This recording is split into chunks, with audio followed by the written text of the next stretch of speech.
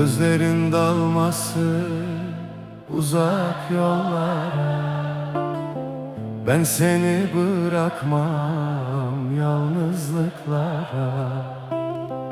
Başını yasla da yorgun omzuma, ben yanındayım yar, sen hiç ağlama. Rabbim nasip etmiş bugünlerde geçer, Sen hiç ağlama. sabırlar serpilmiş gönlün üstüne.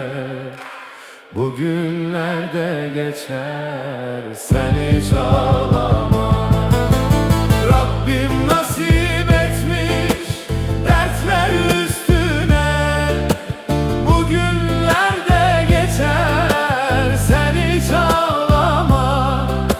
Sabırlar serpilmiş gönlün üstüne, bugünlerde geçer, sen hiç ağlama.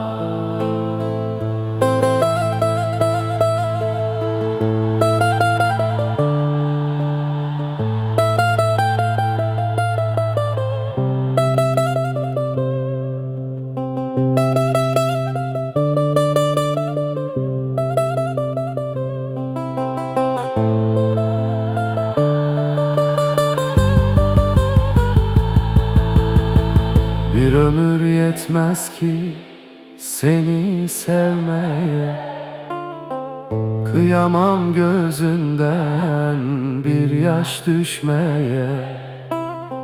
Dertlerin varsa da ver yarısını, ben taşırım senin, sen hiç ağlama. Rabbim Nasip etmiş dertler üstüne, bugünlerde geçer, sen hiç ağlama. sabırlar serpilmiş gönlün üstüne, bugünlerde geçer, sen hiç ağlama. Bugünlerde geçer, sen hiç ağlama.